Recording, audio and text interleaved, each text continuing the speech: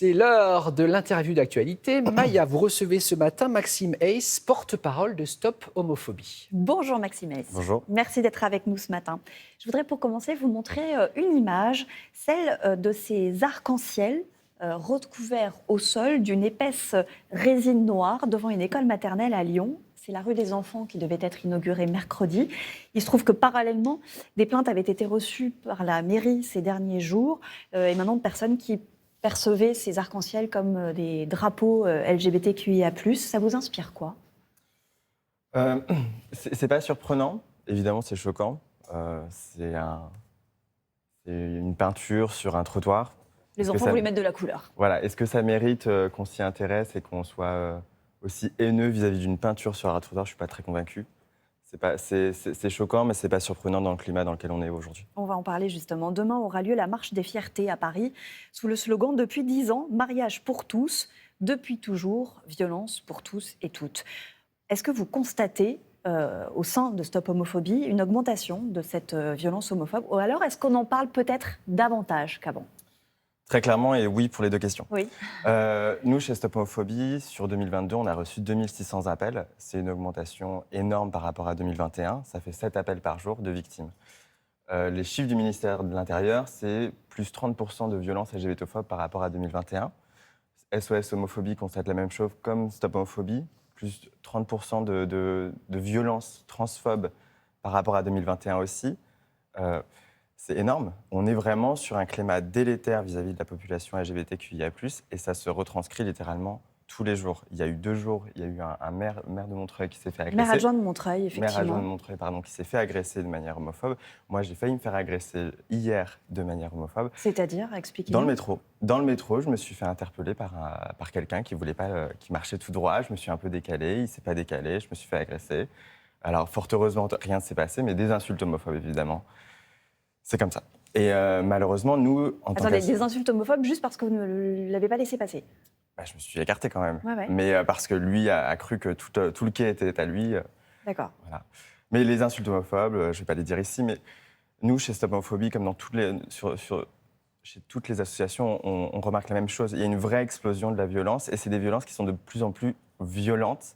On n'est pas que sur des insultes, on n'est pas que sur du harcèlement qui est déjà violent, on est aussi sur des agressions physiques. Des agressions physiques, et parfois ça mène au meurtre.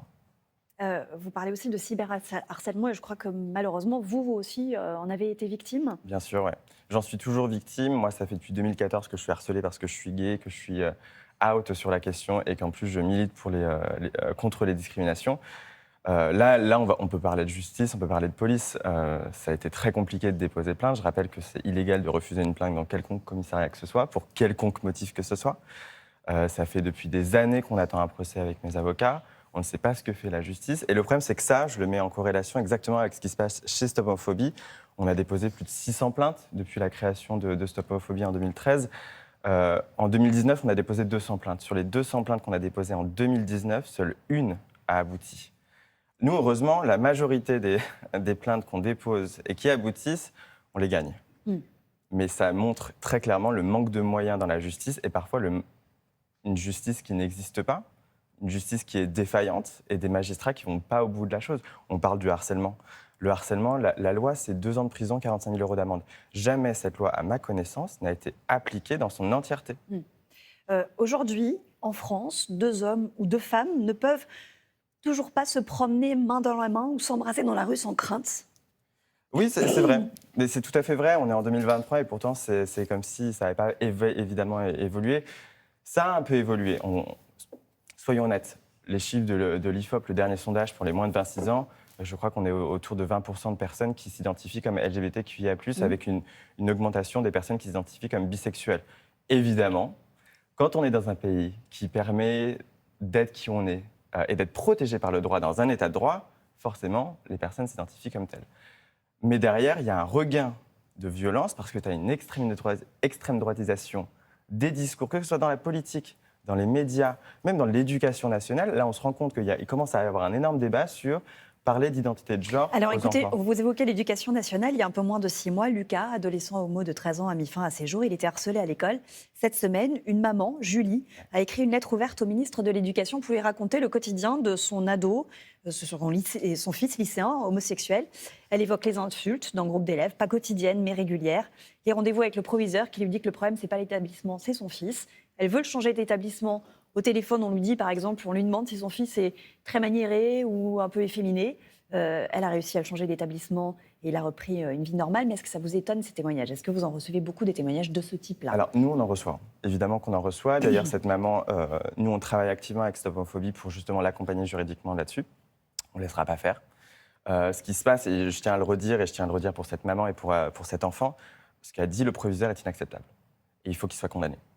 Il faut qu'il y ait des sanctions. On ne peut pas laisser un proviseur d'établissement raconter toujours les mêmes stéréotypes homophobes.